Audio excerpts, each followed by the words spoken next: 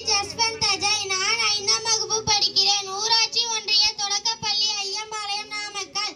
அனைவருக்கும் என் முதல் கண் வணக்கத்தை தெரிவித்துக் கொள்கிறேன். எனது உரையை தொடங்குகிறேன்.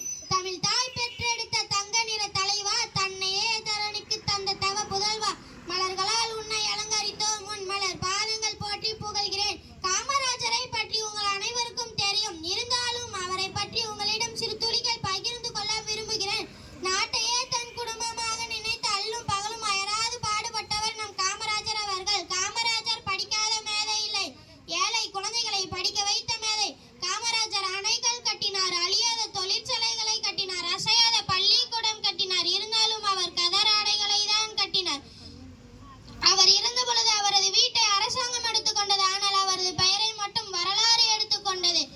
விருதுநகரில் 1903ஆம் ஆண்டு ஜூலை திங்கள் 15ஆம் நாள் குமாரசாமி நாடாருக்கும் சிவகாமி அம்மையாருக்கும் காமராஜர் தவ புதல்வனாக பிறந்தார்.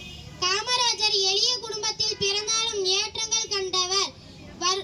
6ஆம் வகுப்பிலேயே தன் தந்தையை இழந்தார். வறுமை காரணமாக தன் படிப்பை நிறுத்திவிட்டு வேலைக்கு சேர்ந்தார்.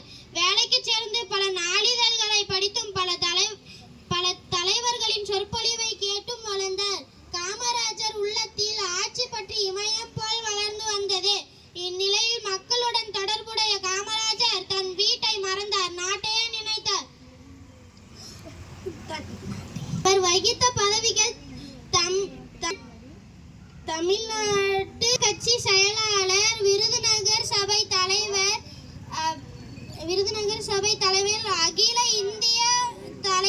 அகில இந்திய காங்கிரஸ் கட்சி தலைவர், தமிழ்நாடு முதலமைச்சர். அவர் வாங்கிய விருதுகள்: பாரத ரத்னா விருது, தாமிரபத்ர விருது. அவர் பயணம் செய்த நாடுகள் இலங்கை, ரஷ்யா, ஜெர்மனி, மலேசியா மற்றும் பல நாடுகள் பயணம் செய்துள்ளார். சிற்றூர் தூரம் பள்ளிக்கூடம் தொடங்க ஆணையிட்டார்.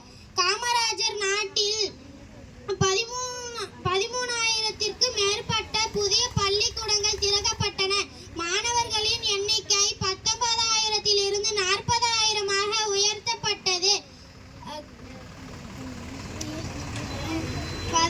ஜூலை 15ஆம் நாள் கல்வி வளர்ச்சி நாளாக கொண்டாடப்படுகிறது.